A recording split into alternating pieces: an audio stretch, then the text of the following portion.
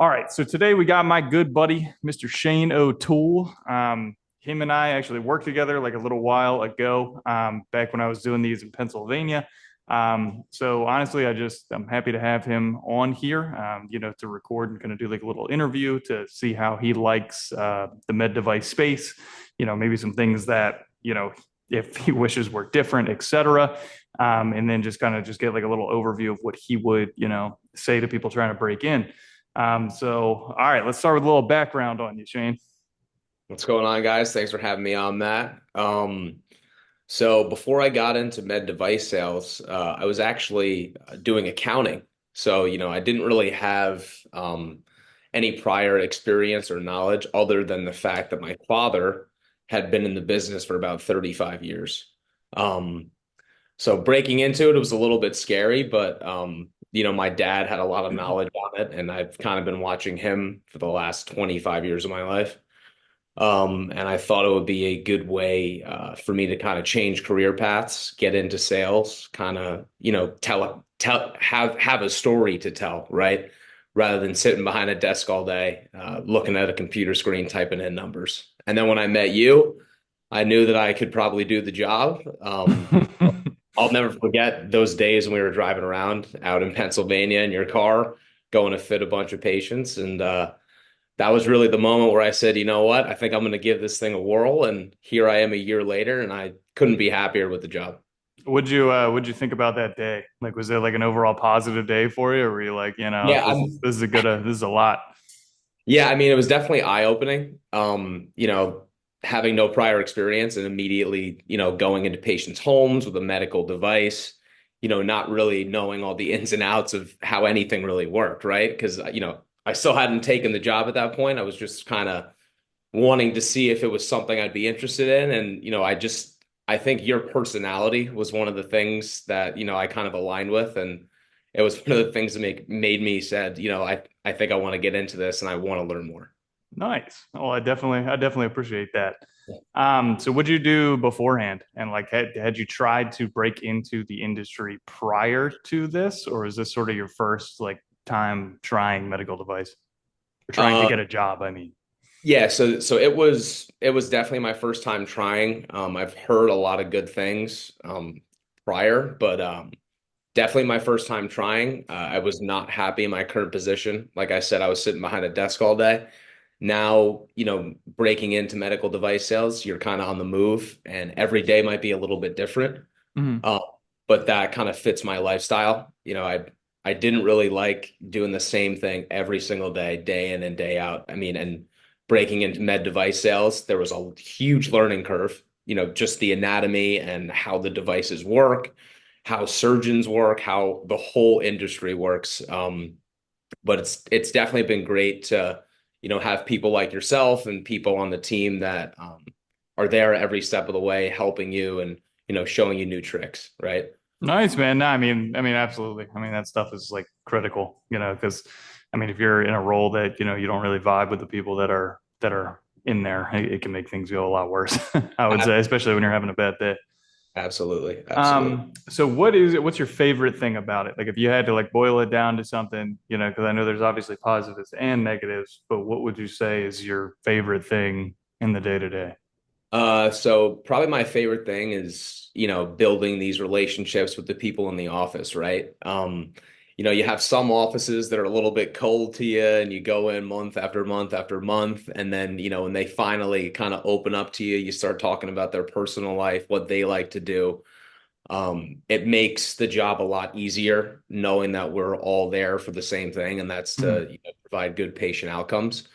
And I now, as opposed to when I started, I feel like I actually am part of their treatment team, right? Like they don't call me. It's not me calling on them begging to have their patients. It's now they're calling me out of necessity, Mhm. right? Um, and that was one of that's one of the best things in the day to day is going in and interacting with people, getting to know them better, and building relationships. Because honestly, that's a huge part of the job. Yeah, it's honestly it's everything. It's really everything. For those that don't know, Shane's in external bone growth stimulators, so not really in an operating room role, but it is something that you apply to patients post surgery to help their spines heal. to heal that bone. So that's what he does. That's what I do as well. So what's your least favorite thing? I obviously got to ask this one because with like the favorite, there's always the other end of the spectrum. Yeah, so I mean my least favorite part about the job is, when you go in and you're trying to call on a new doctor, and you get the doctor and they're saying, "Oh, we've been using this product and we've been having like trouble like getting coverage for X and Y." And you go, "Oh, we could probably take care of it." And you get a new doctor and everything gets denied by insurance. That So, is true, man. Insurance can be an absolute beast yeah, depending on the so area you're at, coverages, all that kind of thing. Sometimes, dude, it's like, you get someone that actually wants to use the device, man. And yeah. I actually had the same thing the other day, man. It was like, had a physician that pretty much said we could do them for all his patients. And then, every single one of those patients had insurance that doesn't cover it. Yeah. So That's that's a one part. that's definitely one of the hardest parts. What else would I say is a very difficult part? Just access. You try so hard, and I have one office that I've been into, I think 15 times, and at a certain point, do you keep going in and knocking on the door and getting turned away and making that 60-mile drive every other week just to try to talk to these guys? That's one of the hardest parts, right? I would say yes, because there's almost no other option. But it's like it's funny, man, because I mean it can be like gut wrenching every time to do it, especially when you know what the answer is going to be. But it's like if I'm getting paid to do it, it's like whatever. I guess I guess I go out and do it. Um, and there was something, I don't know if I actually told you this, but when I was going into an office in Pennsylvania one time, I actually had like a sticky note that I put on my chest and it said like times turned away. And I would just like cross it every time they like tally marks, dude. Cause every time I got up to like 17 of them, man, before I finally got back there to actually like see the, see the You end of gotta the learn on office. So right? You I gotta learn did. Yeah. on. I was like, all right, well, there goes another one. I'll see you in a week. It's like, I'll keep bringing you the food. Yeah. Um, so what was training like for you? Like once you first it job? So being that we are kind of in the COVID era, training for me was basically online training. It was kind of going through modules, learning all about the product, all about the application process, all about how to speak to these surgeons, different scenarios that are going to come up when I am speaking to these surgeons. And then, you know, being that we don't have a direct office and we have many locations across the country, it was kind of a hands-off approach to start. But I think having people like yourself, people like my father, people like our manager Keith, it was great to have you guys. And honestly, I kind of just went out there and learned on the fly. It was kind of like I'm going to go out here and fail a couple times so I can learn how to succeed, right? Mm-hmm. Because I knew how to talk to people, but I had to kind of change my approach because I knew how to talk to people not in a kind of an orthopedic setting. Mm-hmm. You're talking to these surgeons who've gone 10, 15 years of school, right? And they know their stuff. So you got to know everything about your product and how it can benefit them. Um, and I think I've done a pretty good job over the last year of learning that. But as far as training, it was mostly trial and error. I was Mm-hmm. going, yeah, kind of just figuring it out on the fly.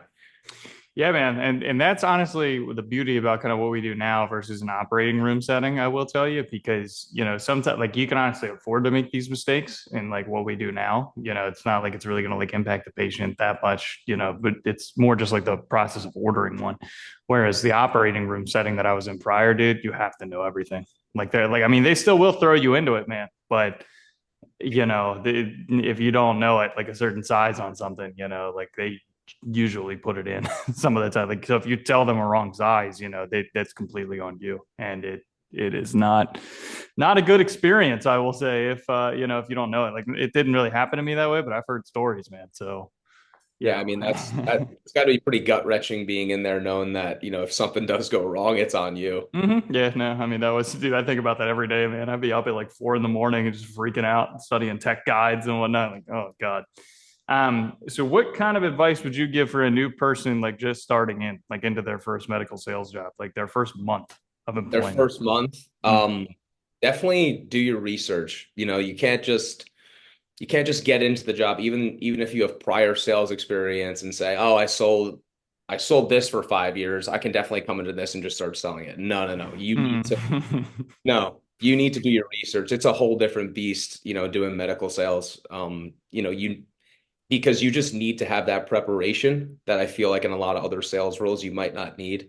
Mhm. Because if you go in there and you get asked some of these questions and you either tell something that you don't know or you kind of falter a little bit, the doctor is going to you're basically going to lose all credibility, right? Um, so breaking in, I would definitely do your research and I would definitely lean on those team members that you do have that have been there and have the experience that can kind of guide you through some of these different problems that you are going to run into. So I think definitely breaking in, you really want to lean heavily on your coworkers. And kind of be a go-getter, right? Like you Mhm. kind of got to be a go-getter. Like you can't just sit around and expect things to fall into your lap. Um, Oh, it never will. yeah, exactly. Even if you start out and someone gives you a couple of accounts to start running, like that's great, but and that's a good way to learn, but like you need to go out and do it. And you honestly, you're gonna have to go out. You're gonna have to get beat red in the face. You're gonna have to start sweating in front of some of these guys to learn how to be successful, right? Oh yeah, yeah, man. You got to perspire, man. If you're not perspiring, man, Yeah, not exactly. doing it right.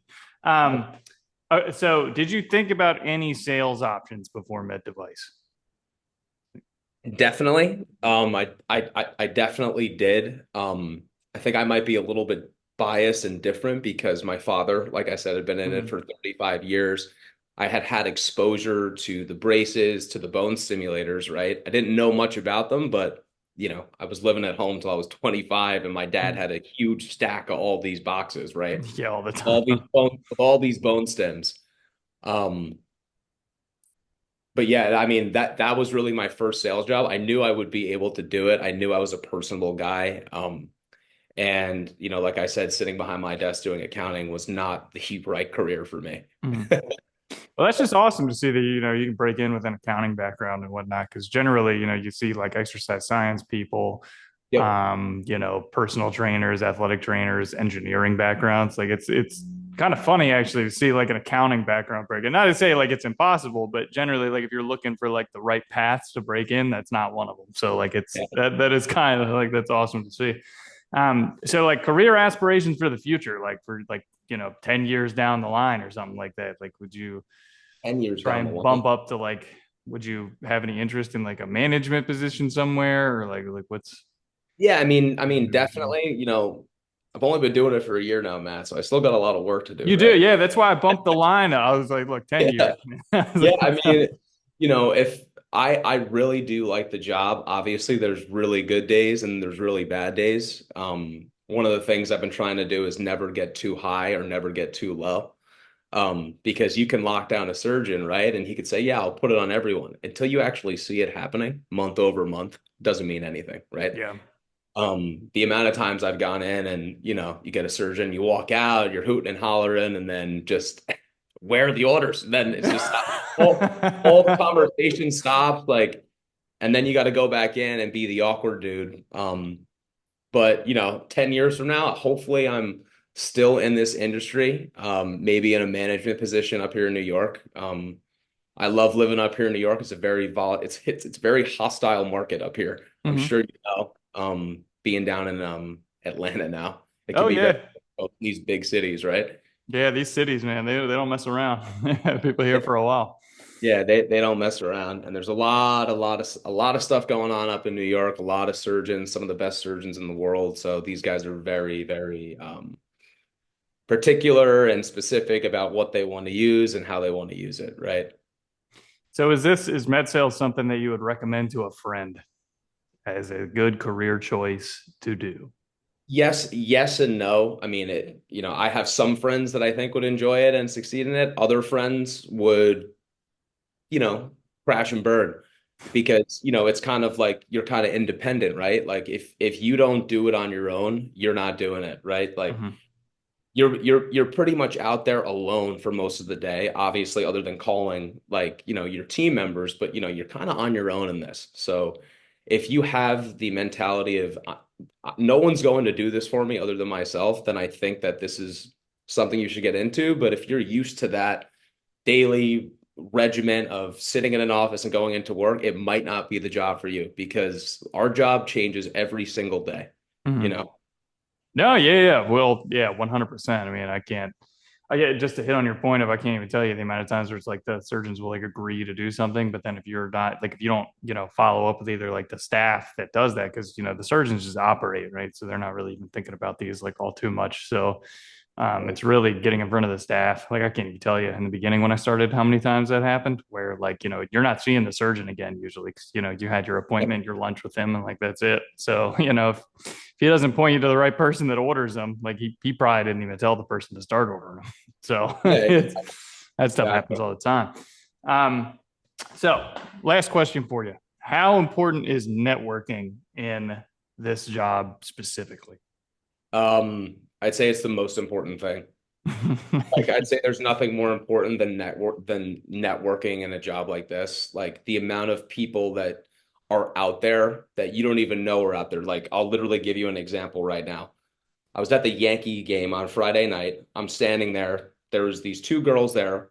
All of a sudden, I start talking to them, whatever, not flirting, just having a normal conversation. And I find out that they're both nurses for spine surgeons in Manhattan. Little do I know that they're using our competitor. Like, this is literally crazy. They're using our competitor. They don't like the rep for the competitive product. Got both their emails. I have two lunches this week in Manhattan. No This is way. just being at a Yankee game, right? This is just being a personable guy. So if you're the guy in the corner, not talking to anybody, it might not happen for you. If you're the guy out there talking to people, meeting people, networking, stuff like what happened to me on Friday can happen. Oh yeah, yeah, man, and I can't even tell you, it's very different product wise, but especially in what we do, you can get these people, just by having someone that like recommends you and whatnot. Like, a lot of times like surgeons will meet with you, but obviously if they don't know you and they've been using something for a while, generally they're comfortable with doing that. So, I think that's yeah, that's good stuff. But yeah, man, yeah, that's good. So I mean, thank you for coming on to this. I feel like we're probably getting short on time, but Zoom clocks me out like eventually at a certain point in time. But all right, let me hit the stop recording button.